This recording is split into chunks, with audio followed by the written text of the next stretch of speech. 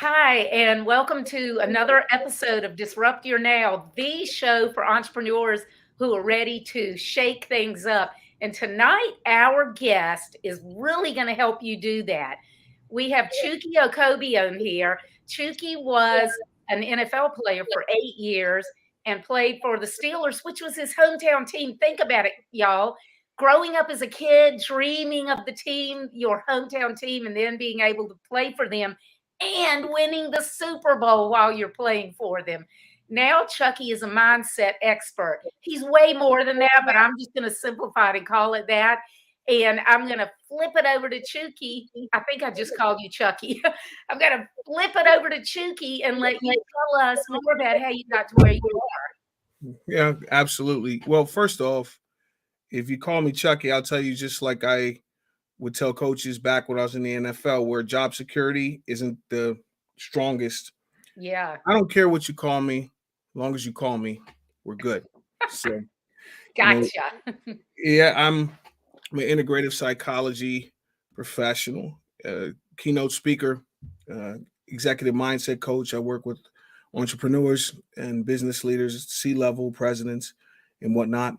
And a big part of what I do is really helping people to gain a sense of control, I should say, Yeah. of their mind body energy connection. And so when we talk about energy, what we're really referring to are emotions. Think about it. It's just energy in motion, emotions.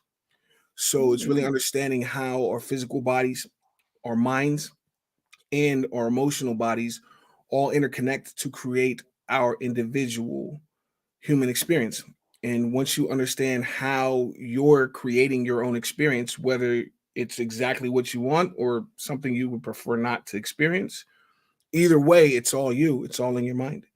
And that's the best news you ever heard, because if it's all in my mind, well, there's nobody else in here but me, right? So that means I'm in total control. I just need to learn the basic instructions of how to control it. Mhm. So, I apologize. I apologize, y'all. I forgot to say in the beginning, we've been having bad storms today. So if I lose internet connection for a second, hopefully it'll just be a second. But I love that, Chukky. I love how you simplify it. And the thing is, all of us, we all do the same thing. We all are built the same way, but we all fall into that trap of getting so sucked into what we're doing, what we're thinking, that we don't take time to take a step back. So well, first of all, I want you to share how you even got from being a kid in Pittsburgh to be playing for your hometown team. And the reason I want you to share that is because I would imagine that there's a huge amount of mindset training to even get to that point. well, the first thing is the desire. It's all about desire. And so we start with the energy aspect. Now, I'm originally from Pittsburgh, and I grew up in a house without a strong father figure. My dad left when I was about 7. And even when my parents were together, home wasn't necessarily a place I liked to be. I was that kid who would come home, drop his book bag, get out of his school clothes, and go back straight outside to play. Hmm. Because when I was home, I didn't feel like I mattered, like a valued member of the tribe. However, when I was outside playing sports with my brothers and my friends, all of a sudden I became somebody of significance. Mm. And I went from being somebody who, was less important than the adults in the house to someone who was relied upon as a leader. And what that gave me was a deep sense of self-worth and self-love. And so at about age 7, I decided that this is how I want to feel the rest of my life, this love. And that's what really drew me to sports. Now, growing up without my dad at home, what I did unconsciously was collect father figures. Mm. Just found my male role models, most of which were coaches through sports. And so that became my focus through my childhood, was getting to the professional sports level. At age 7, the thought was, well, if I could do this the rest of my life, then I could feel this love for the rest of my life. The other day, somebody, made a comment about professional players playing for money. And I said, there's not one person out there playing for money. And they said, well, what do you mean? I said, well, think about all the 6-year-olds Yeah. in this world right now who are playing football for the first time this year. Do you think one of them is thinking about money? I said, of course not. I said, we realize everybody you watch on Sundays was that kid. Yeah. And so the money was a manifestation of their love. Mm-hmm. That's how pro sports goes, for those that don't know, which then brings us back to the whole idea of what I do with basic instructions, mind mastery, and helping people to gain a sense of control. And what it really comes down to in the simplest forms, and we'll go deeper into it as we go along, Yeah. is life is just a collection of stories that we tell ourselves. Mm-hmm. That's all it is a collection of stories, a narrative that's going on in our mind. It's like watching a movie like Shawshank Redemption and Morgan Freeman's narrating. Mm-hmm. You're doing that for your own movie, the movie that is your life, and you're doing it all the time. Most people are not conscious of it because it's always there. It's like oxygen. You never really think about it. Although, when I tell you this, that I'm 100% right. That each person, we tell ourselves a story. We're the narrator of our own lives. And so when you're going through something difficult or challenging, like I was back when I was a kid in Pittsburgh, through sports, I found a new story to tell myself. And so the story at home didn't change instantly, no. But I get to choose which story I focus on.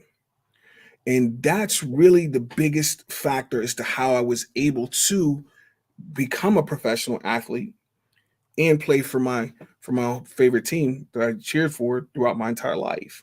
We moved away when I was a kid from Pittsburgh, and I always had this deep desire to go home, to go back. And I always, even as a child, middle school, high school, was like, when I get older, I want to move back to Pittsburgh.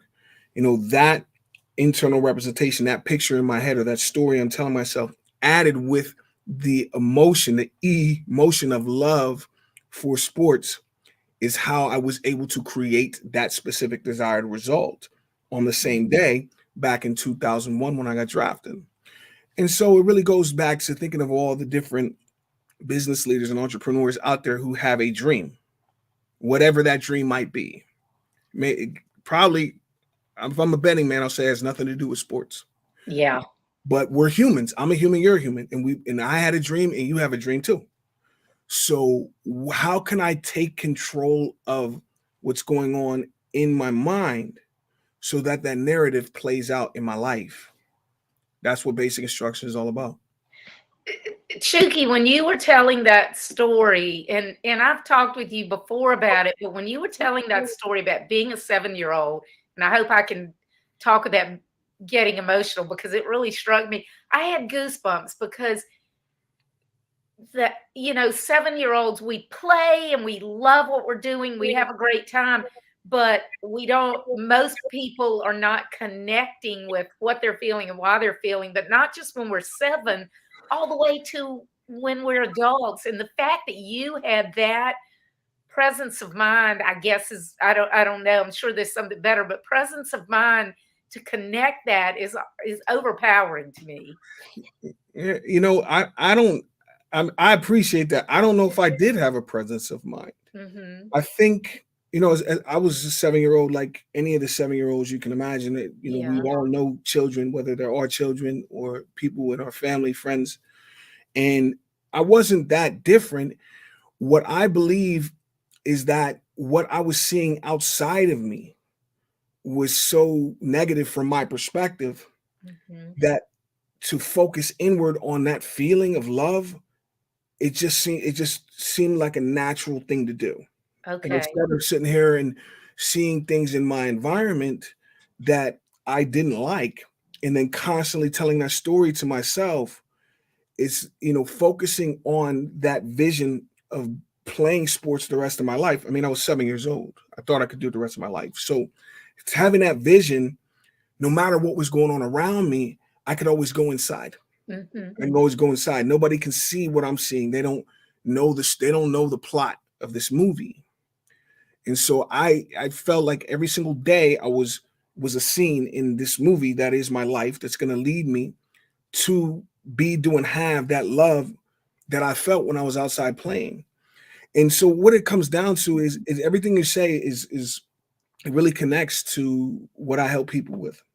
And you're right, we don't necessarily have that presence of mind at age 7. I don't think any 7-year-old does.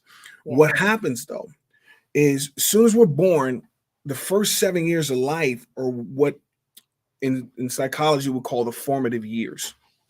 So essentially for those first 7 years of life, your mind is like an open microphone and you're just collecting experiences. Like you're just walking around in a hypnotic trance, making sense of your world. You see different things, you hear different things, you hear people telling stories, you have emotions about things that you don't quite understand because you're new here. I've only been on this planet 4 or 5 or 6 years. Mm-hmm. So you're constantly having these new experiences. By the time we get to age 7, we've made a bunch of decisions about what's right and what's wrong for us without even knowing what the word decision means. Because I'm 7 now, but I've made a lot of decisions about what the world is to me. At age 7, like I believe it was Plato, the great Greek philosopher, said, "Give me a child at age 7 and I'll show you the man." Mm-hmm. By the time you're age 7, about 81% of your beliefs are set. And so whatever decisions you made, consciously or unconsciously, in a sense, if you do not become conscious of them and make the decision to change them to work to your advantage, change the story to where it's working for you, that's when you go the rest of your life, just like you said, where you start to feel less than. Mm-hmm. And it really all started back in those formative years. What I did is the outside world felt so negative to me that I lost myself in my fantasy, if you will. And that's the key to finding success in business. And most people don't understand that. You think like, oh, I need a new algorithm, a new funnel. Mm-hmm. Those things are good. So don't misunderstand me. Yeah. Those are just how you realize the vision. Without the vision, what do you need a funnel to do? What is the effect that you're looking to cause here?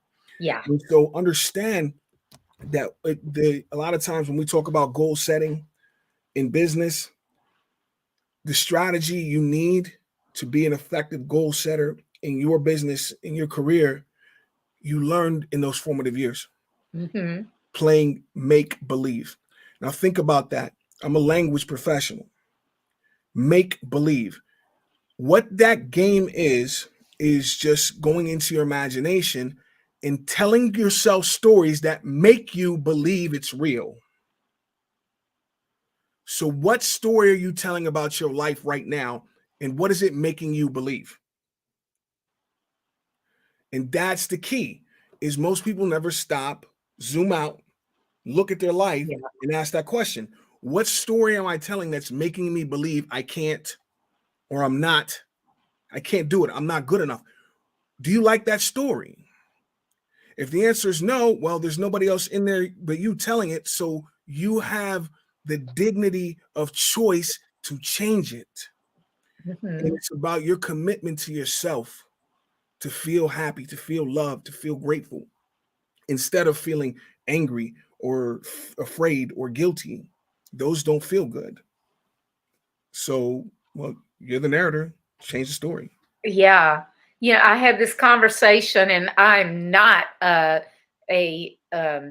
expert in that area like you are at all. I'm just a regular old person. But I had this conversation with the person the other day, and I said, if you keep telling yourself how stupid you are, how bad you are, you can't do anything right, how are you ever going to be any different?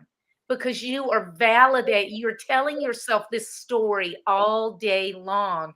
So kind of in a very, very, very simplified manner, you're talking about, and I know this is not the whole thing, but changing the story that you're telling yourself, being conscious of your thoughts, because I think a lot of people are not even conscious of what they're thinking. It's a habit.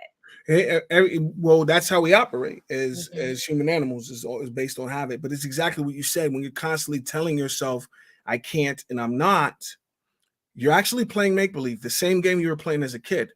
Yeah. Now, kids play make-believe all the time. All the time. It's a normal, actually very important part of childhood. Mhm. And so, kids, you ever notice when kids, that age, 5, 6, 7 years old, play make-believe, that every story they tell about themselves is empowering. Yes. I'm a princess. I'm an astronaut. So I'm true. Michael Jordan. Mhm. I'm Kobe Bryant. Imagine if you just heard your kids playing. You know how this adults, we're doing adult things. Kids in the room playing, but we got them in earshot because we got to keep an eye, Yeah. keep an ear on them. And you hear somebody say, "Ooh, let's play make believe," and your kid says, "Ooh, I love this game. Oh, I get to be anyone I want." Okay, who do I want to be? I know, I'm going to be the victim. Yeah, that's not going to happen, right? 98% of adults tell that story all day, every day. And so when did that start? Because Mhm. each one of us were that kid who was a princess or Michael Jordan. Yeah. So when did the story change? What made you decide to focus on a negative story, focus on I'm the victim? When did that start? And most people, like you said, we're going through our day. We're in a trance. We're in a trance going through our life. Monday, you know what Monday brings, and you kind of get into your trance and go through the day. And then, you go home, you make dinner, pay some bills, go to sleep, wake up, do it again. It's just a trance, like a hypnotic trance.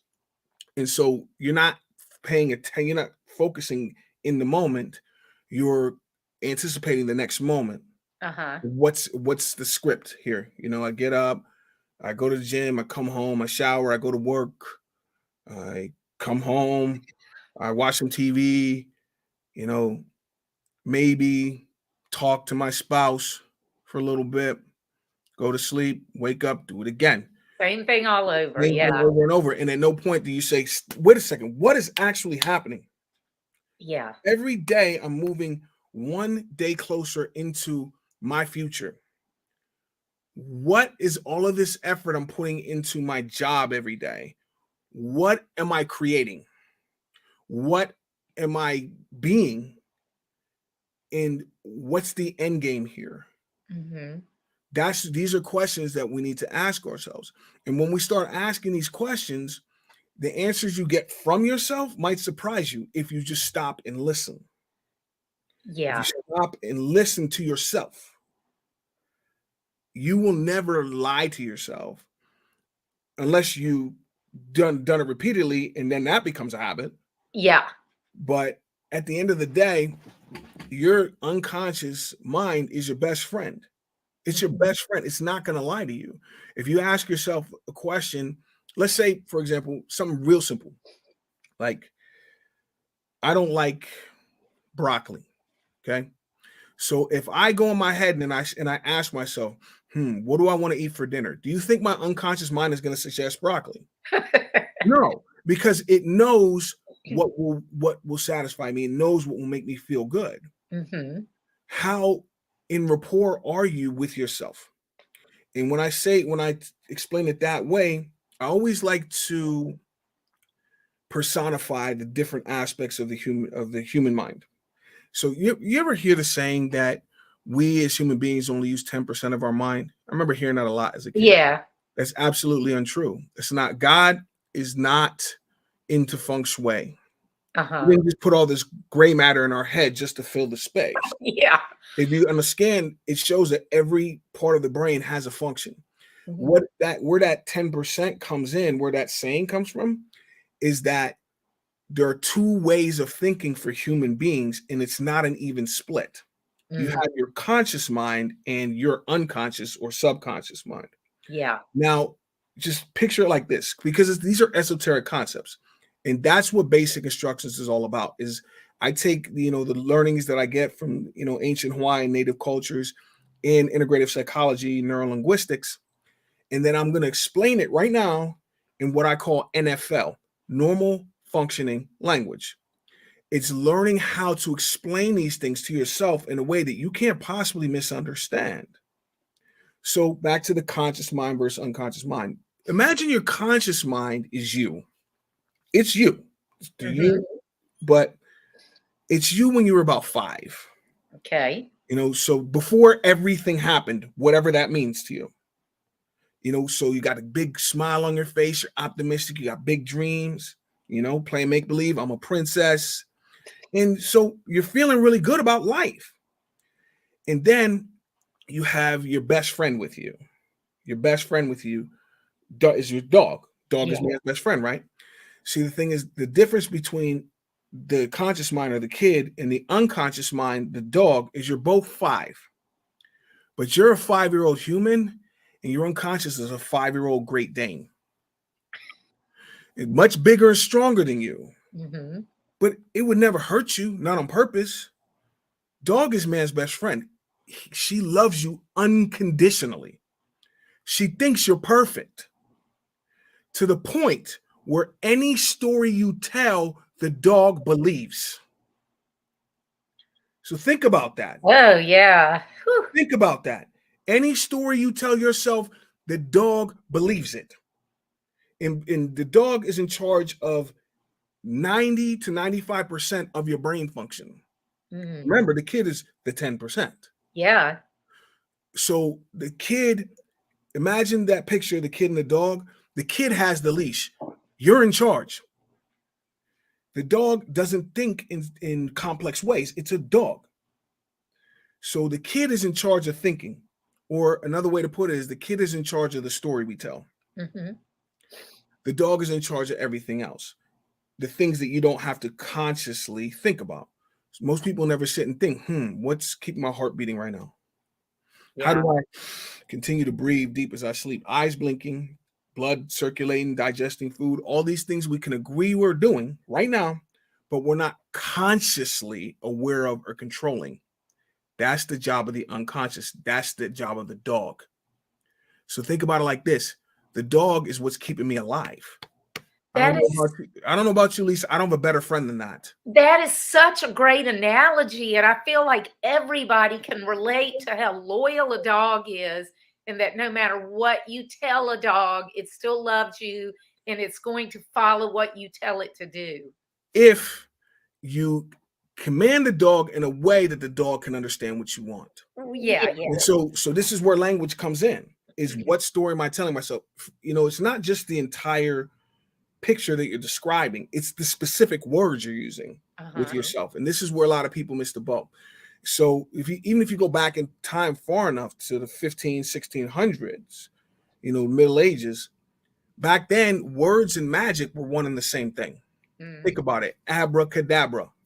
Words are magic. That's why we call it spelling. What words are you telling yourself? And so the thing is, the dog is in charge of everything automatic. And essentially the dog just reacts to whatever story it's being told. Every response in life is the kid. Every reaction is the dog. Everything unconscious or automatic is the dog.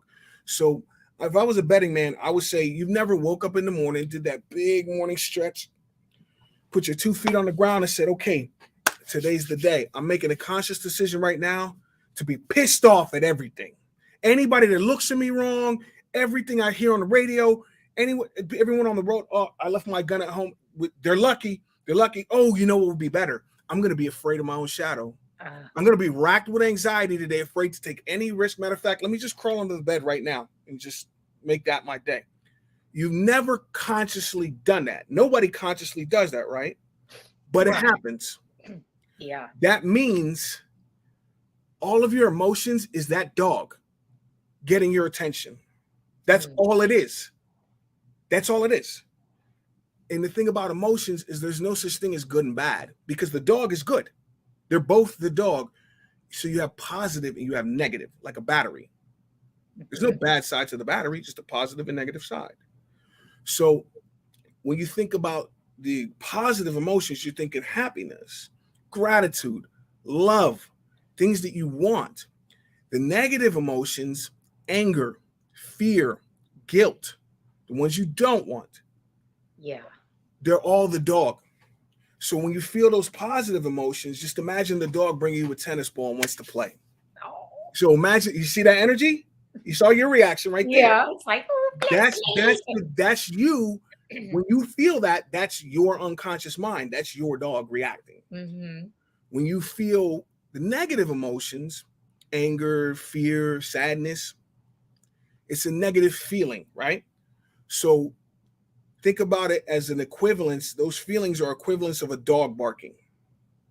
It's an uncomfortable sound, fear, sadness, uncomfortable feeling. That's what you call a complex equivalence. Mm-hmm. So every time you feel a negative emotion, that's just your best friend barking. That's all it is. Now, my dog, she barks at everything. Mika, she barks at everything.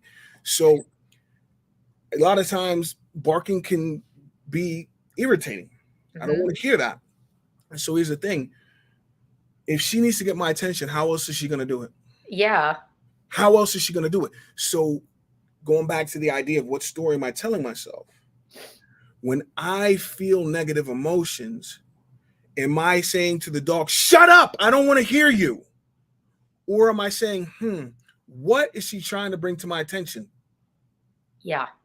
And that's the thing is most people react and say, put the dog in the other room. I don't want to hear it. And the dog is saying, I just wanted to point out an opportunity. Yeah. And we're literally telling the dog to shut up. Anytime a negative emotion comes up, we want to push it away. We want to stuff it down. But the dog knows better than you. That's the crazy thing. When it comes to the emotions, the dog knows better because the dog's in charge of these. So anytime you feel a negative emotion, remember the dog's always, it loves you unconditionally, believes everything you say. So what happens when you feel a negative emotion, the dog has a positive intention. It just wants to get your attention. And so it's going to make a loud bark so that you stop what you're doing and pay attention. But most of the time we fight through it. Now the dog's pointing the other way and you're pulling. You feel that tension? That tension becomes your life because you're not listening. That's how life feels. Like it's like I'm pulling against something, like I'm being held back, like I'm dragging a ball and chain. And it's not a ball and chain, it's your best friend pointing at a lesson that you need to learn that you're just not getting. Yeah. And the dog loves you so much, she will not stop barking until you learn. Because she wants you to have the lesson. She loves you that much. And people don't understand that. They think it's, fear is a good thing. It's not. Fear is a good thing. It's not something to be avoided or fought through. It's something that when the dog barks, pause. Pay attention. Pay attention. Yeah. Because whatever is causing you to react that way, that's where the lesson lies. What am I supposed to learn right now? That once I learn it, the dog will shut up. Yeah, or go pee in the floor because you ignore it. Exactly. It will not stop because it loves you. It knows that you have a lesson to learn, and I'm going to bark to make sure you get this lesson. This is an opportunity for us to get better, and you keep telling me to shut up, but I love you too much. I'm not going to shut up. Another thing is going back to the stories we tell ourselves. The way the unconscious mind works, the way the dog works, is it's symbolic. So when the kid tells a story, it's like a picture book. You're just showing the dog a picture. The dog can't read the words. It's a dog. The dog also, the unconscious mind also does not process negative words directly. Words like don't and not. So here's what happens is when you're constantly telling yourself a story about what you don't want, the things that make you angry or sad or afraid, you're just showing the dog a picture of what you don't want, a symbol. And the dog loves you so much, you go like this, and the dog's paying attention. And so imagine I say to the dog, hey girl, I don't want this, and I throw it. What's the dog gonna do? Go fetch it and bring it back. And I said, no, you silly dog, I love you so much. I don't want this. And the dog thinks it's a game. And think about people that you've known in your life. They wonder why the same problem keeps coming back. Yeah. It's because you're not communicating effectively with your best friend. You're not listening, and you continue to focus on what you don't want. So anytime like I think about a client I had here in Kansas City a couple years ago, and her issue was in relationships, and it was the way she told the story. Just I was like, okay, I see the problem very, very quickly. She said, I just tired. I don't want to be single. I'm tired of being alone. I feel like I'm lacking. All the dog saw was single, alone, lacking. And she keeps bringing it back. And you wonder, and people wonder why they can't, because you told the dog that you can't. And the dog says to you, I love you so much, you would never lie to me. Yeah. and that is so cool. And Chukky, I work with so many people who are middle-aged, successful entrepreneurs, and they're very successful, and they don't understand why they're miserable. And I'm like, it's because you have not listened to yourself your whole life. You've built a business that somebody else wanted. You're living somebody else's life or what somebody else wanted. And then you're wondering why you're unfulfilled. And so even though I'm not a mindset coach like you are, it's kind of rolled in, a tiny bit, because I have to force people to stop, hit the reset button, just don't keep going down the way that you're going. And people are like, oh, I don't have time. I got to do this. I got to do that. And I'm like, then quit bitching, because as long as you do that, you're going to get what you've got. Yep. People like that are what I call help rejecting complainers. Yeah. They're help rejecting. Say, well, why don't you do things different? No, I have to do it this way. And then I'm just going to quote Dr. Phil. How's that working out for you? Yeah. Hey, I was doing it the way you've been doing it. If you've been doing it for 20 years, what's the next 20 years going to be like? Where are you going to be 20 years? If you feel unfulfilled now, imagine how you're going to feel 20 years from now. How many regrets you have in this moment. How many more regrets do you want to create? And this is where people don't understand what they don't know that they don't know. Remember, it's the conscious mind versus the unconscious mind. So when your clients are talking about they're unfulfilled, it's something in their mind that they're not conscious of. And the thing is, they're never going to find out the emotional problem by using logic. Emotional issues, that's the dog. Logic is the kid. They got to be in sync. And the thing is, like you said, if you've been building somebody else's business, if you've been living somebody else's dream, remember, you used to play make-believe too. You were a princess. You were a big. No, I was a cowboy, but right. Well, you know what I mean. You were something. No, I know. I just joking. Person, not you, but I just mean people in general. Yeah, I know. I'm just joking. And it's like that kid is still in there. He's still in there, and you got to understand the same thing that drove me to create a life as a professional athlete was the love, the positive emotion that the story brought me that I told. And so things come and go. Not everybody's path is in sports. I don't work with very many athletes. It's all about recognizing that, I have a vision of what I want to be, do, and have. How do I take it out of my mind and into my life? Well, people come to me because I've done that. Yeah. My path happened to be sports. The thing is, there are basic instructions that if you know them, it's actually pretty easy. So a lot of times, in the past, people say, playing for your favorite team and making it to the NFL, winning the Super Bowl, that must have been hard. At least it was the easiest thing I've ever done because it was the most natural, instinctual path for me. Okay. I never fought against whatever story I was getting from the outside. And so when people would say things like, growing up with all kids, oh, you got to stay in school because, the chances of making it to the professional level, it's like less than 1% of high school athletes make it to the professional level. And the picture that comes up in my mind is that movie Dumb and Dumber. Yeah. And he's like, so you're saying there's a chance? Yeah. That's literally what I would hear. Yeah. When people say, so they're going to pick somebody. So why not you? Why not me? my thought was even, it's going to be me. I just need to know the basic instructions of how to make sure it's me. Okay. What do I need to know? What do I need to do in order for that to be me? How can I prepare myself throughout my life so that when the opportunity shows itself, I'm prepared? Most people, they hear that, less than 1%, and they don't believe that could be them. Yeah. Just as a possibility.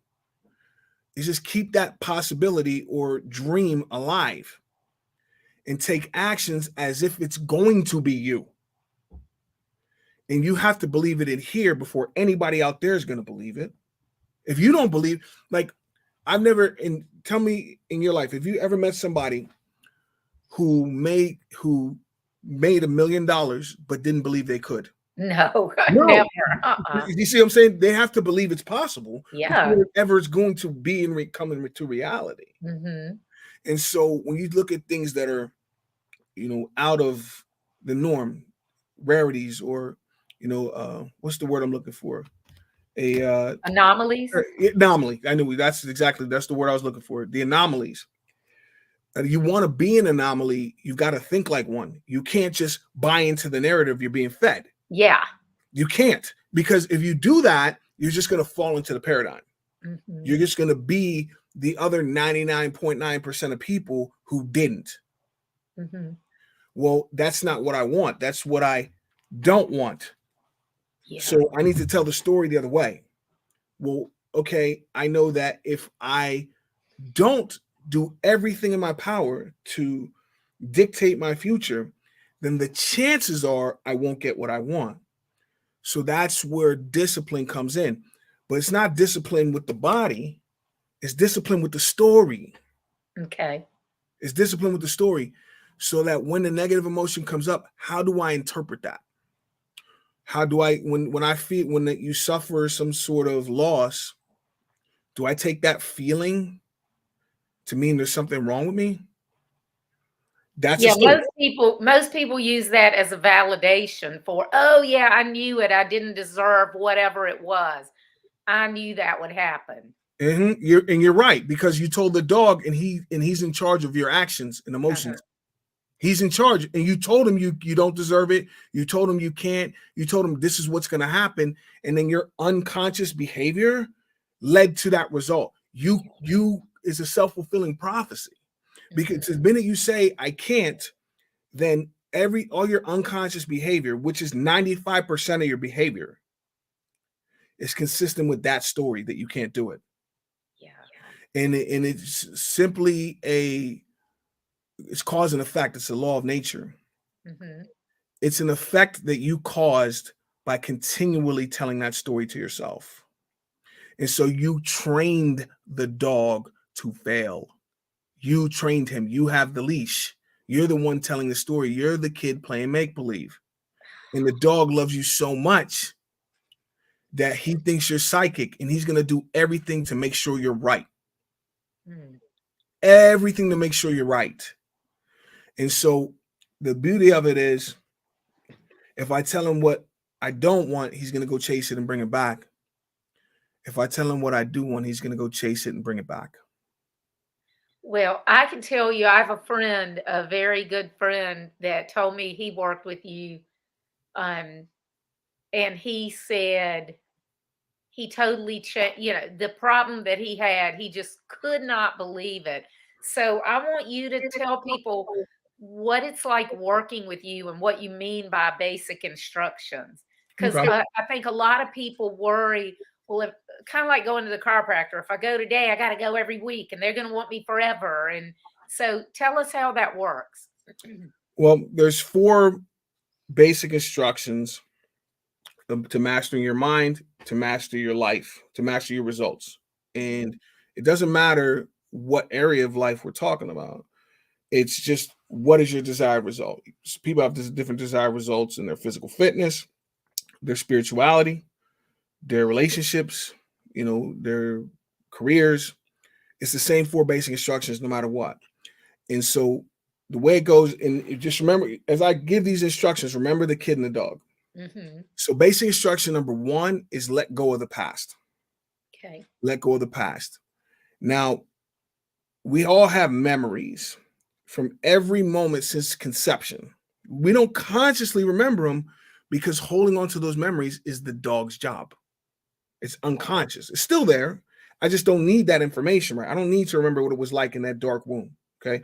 So, but the dog is keeping that in the unconscious mind. So what happens is throughout life, you have memories in which the dog was barking. You had negative emotions attached to them, things that happened back then that made you angry, things that, made you feel guilty. And those things get clogged in the unconscious. And now it's in the mind, body, energy connection. What's in the mind is processed through the brain. That's the physical body, which then has nerves that run throughout your entire, it's connected to every part of your physical being. So those memories of anger are clogging your plumbing. It's in your body. It's in your physical body. And so we got to clean that out so that the energy can flow through those wires, through your wiring, clearly, clean, in a positive energy, the happiness, the gratitude, that love. So first thing we got to do is clean all of that out. And the thing is, because it's unconscious, in my training as a energy healer, a Hawaiian energy healer, as a master practitioner and trainer of neuro-linguistic programming, I know how to find it.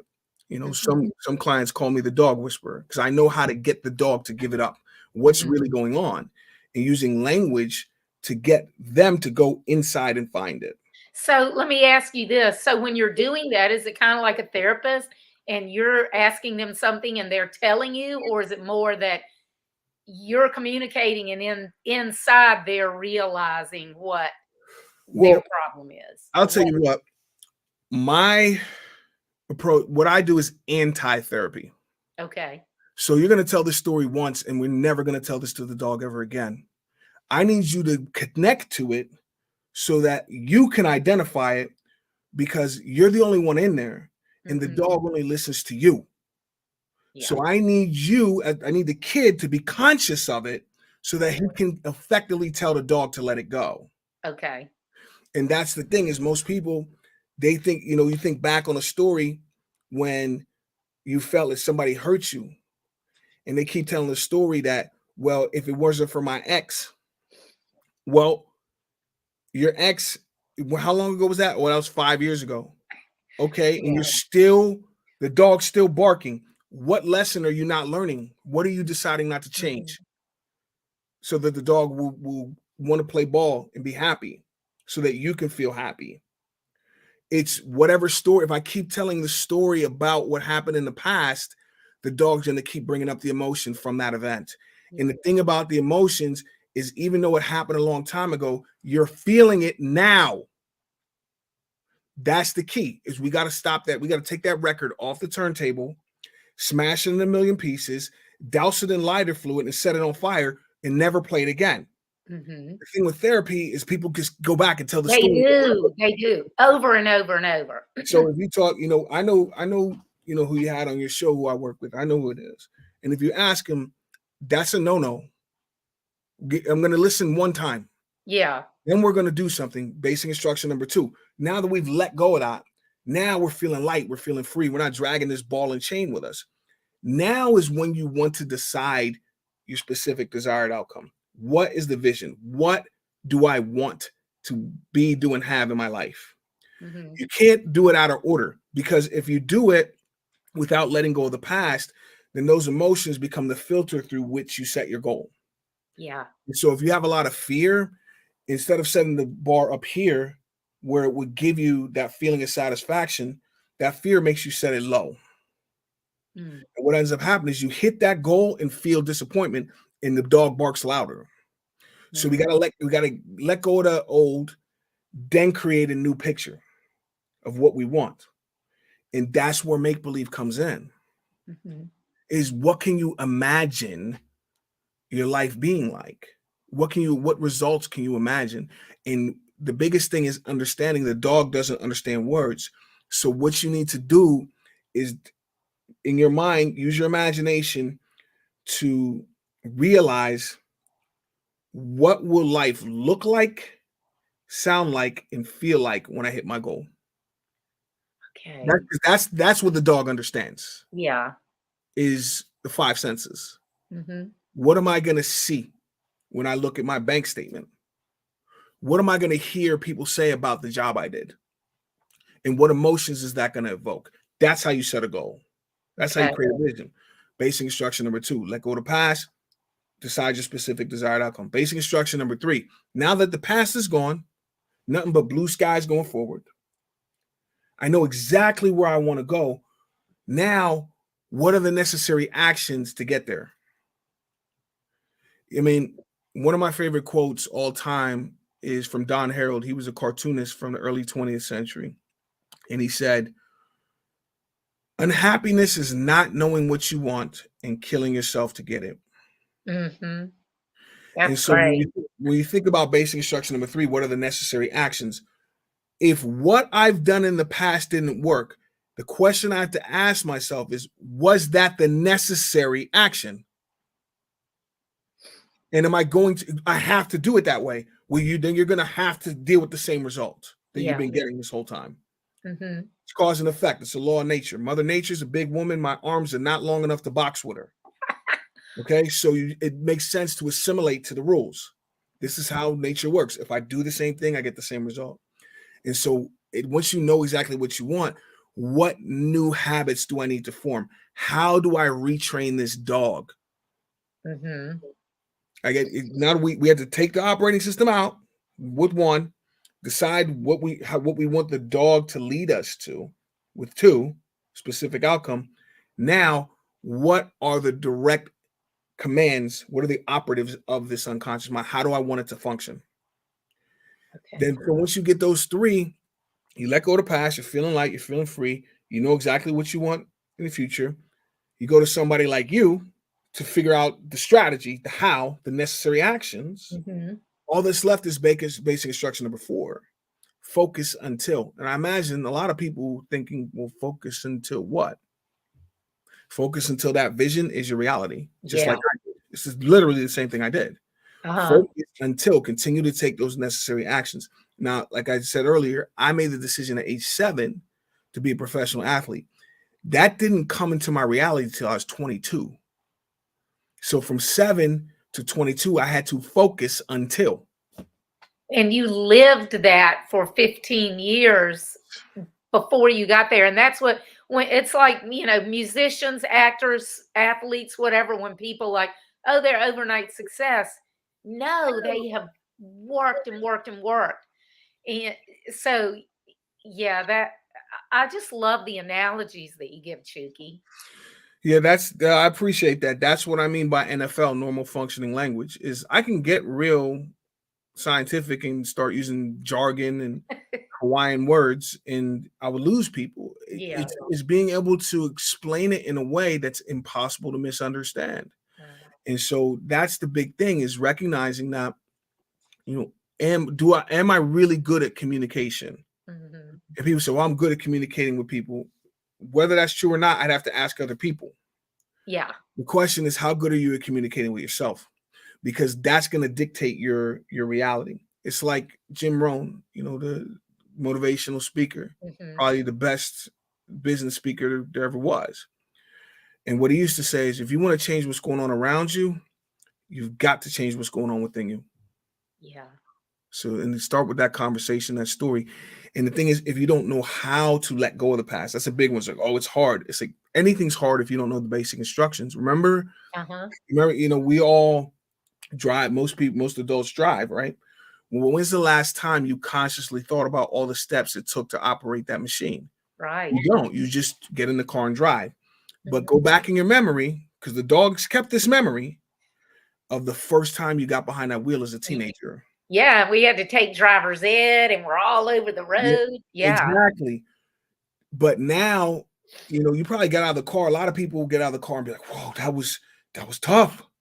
I don't know if I'll ever be as good as Dad. He makes it look so easy. Yeah.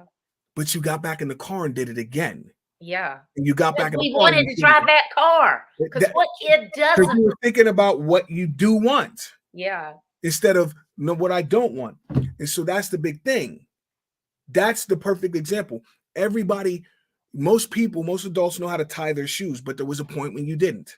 Yeah. You know how to sign your name, but there was a point when you didn't. And so what that tells you, and I challenge anybody on earth to argue this, is that you're an expert at learning. You're an expert. Mm-hmm.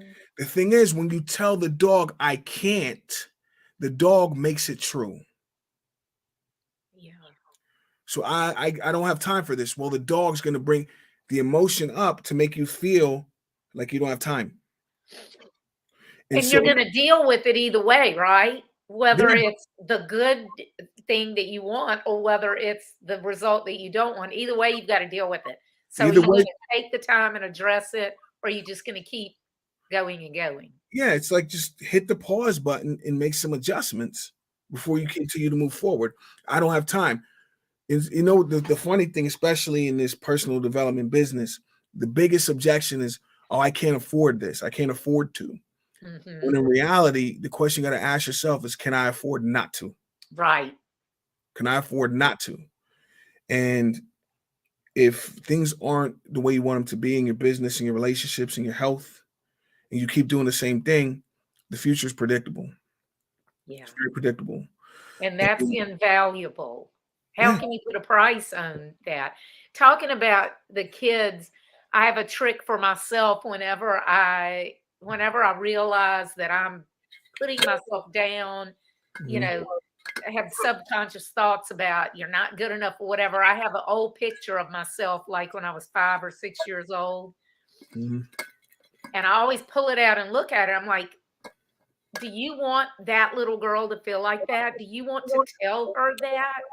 Mhm. And that's a trick I have for myself. Not that, not No, that it's made me reach all of my goals or anything, but it's a little bit of what you're talking about. yeah, you only perceive emotions in the moment, and in that moment when you feel that way, that picture or anchor will get the dog to stop barking in the moment. And then I can take clear actions, refocus on what is my outcome in the moment. I can take positive action in the moment, and I can stay focused in the moment. And if you do that and string enough moments together, Mhm. your entire life story changes.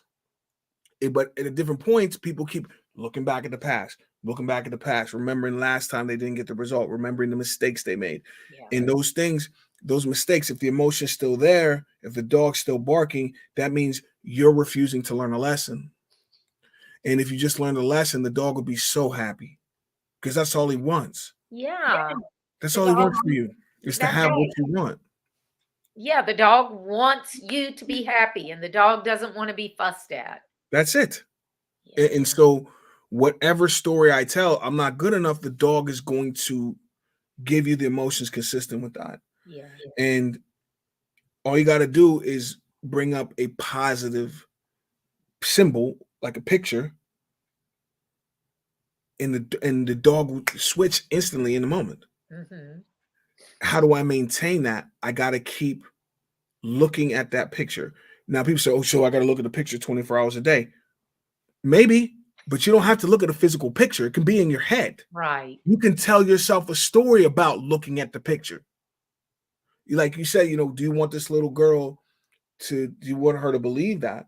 Mm-hmm. You can tell that picture, you can tell that story to yourself with or without the picture. Right. Yeah. You see what I'm saying? So Yeah. it all goes back to what story am I telling myself, and recognizing the thing that in those moments, that you are good enough, but sometimes you feel as if you're not. And then we use words to describe the feeling. Mm-hmm. So it's not, anytime you feel negative, don't believe the story. It's just a description of how you feel. It's just a description of how you feel. That's It's not- powerful. yeah, that's all it is you telling a story about the dog. Yeah. And but the reality is the kid makes up the stories. And so anytime I feel a negative emotion, I think, what's my best friend trying to teach me right now? Yeah. And then start to go inside, stop looking outside, stop reading whatever the news is saying, stop listening to your parents who are no longer here, stop listening to however many 2 million gurus out there, Yes. or listening to your best friend, the one that's keeping your heart beating. Yeah, because most people want to listen to everybody else because that's the easy way out. The thing about your parents, I told a person who's very close to me about 30 years ago, they were bitching about their father. And I was like, at what point does your life become your responsibility? Are you going to use him as an excuse for the rest of your life? Or are you going to acknowledge that he did the best that he could with the tools that he had? And now it's up to you to take control. Precisely. I couldn't have said it better. I mean, that's the big thing, is just recognizing that you're in control. You have the leash. So how this life, the two parts of who I am, my thoughts and my emotions, my mind, my body, my energy, my emotions, how this goes, all goes back to how I tell the story. And if I don't know how to let go, you go find someone to give you the basic instructions of how to do it. Yeah. And then I'm not saying, that's what I do, but I'm not the only person on earth. Mm-hmm. And is the bottom line is, if you don't know, you're an expert at learning. Remember? Yeah. So it's about going back to that time when you learned what it was like to learn. Maybe you were with somebody older and more experienced, or sitting in a class with other people as a child. But in this moment, you learned what it was like to learn. And that memory's still in there. So all you got to do is run that strategy again now and stop telling stories that I don't have time. No, you don't have time to keep doing what you're doing. Right. You only have one life. You talked about early on in the show about learning to tie your shoes. There's not one kid out there that didn't do that over and over and over, because I can still vividly remember when not just when I learned to tie my shoes, but when I was learning, because I wanted to be able to do it so badly, because as a child, when you can do those things, it kind of means you're a big girl or a big boy, Exactly. And so I think you talking about that, I think that those types of things and the dog are things that anybody should be able to relate to and understand why they need to do what you're talking about learning the basic instructions, whether it's you or whether it's with somebody else, because everybody's different. But I want you to tell everybody out there how they can learn more about you and how they can work with you if they feel like you're the right person to help them. Basicinstructions.com or ChukkyOkobi.com. They go to the same place. That's the best way to connect with me. And then obviously the typical social media outlets: Facebook, Instagram, LinkedIn, Twitter. And so, you'll find me. My name's pretty unique, so there's not 2 million people out there with the same name. So all you got to do is put that in, and you'll find the website. You'll find me on social media. The big thing is, it's just like sometimes we all feel like Dorothy in The Wizard of Oz. When she was, remember, it was all in her head. So the Tin Man, the lion, Scarecrow, they weren't real. That was how Dorothy felt about Dorothy. Uh-huh. And she was asking everyone else, who's going to save me? Go see the wizard, only to find out there is no wizard. Dorothy, if you want this result, you're going to have to take the necessary actions yourself. And so you realize that whole story only came about because she was missing one piece of information: the basic instructions of how the power she already has works. And that's what I provide. I teach people to click 3 times and change your life instead of waiting for a wizard to come along. Click 3 times. I love it. Yep, that's it. Chukky, thank you so much for joining me tonight. I have enjoyed talking with you so much. It's so inspiring, and the examples that you give and the analogies that you give are helpful to anybody. But I would encourage anybody out there who's listening, if you are having any kind of problems, it doesn't have to be major problems in your life, but everybody has things in our lives that we need to recenter, refocus, hit that reset button. I encourage you to go to basicinstructions.com and reach out to Chukky and get his help, because he obviously has been able to turn it into reality for himself, and now he can do that for you. Yeah. Well, I give instructions. Yes, you do it. Right. You don't do it for them. You can help them do it. Yep. Yeah. Yep, exactly. You have the power, you have the leash, you got the shoes, you got the red ruby slippers. Let me teach you how to click. Click 3 times. Click 3 times. Thanks so much, Chukky. I really appreciate your time. All right. Thanks for having me. Thanks. Bye-bye. Aloha.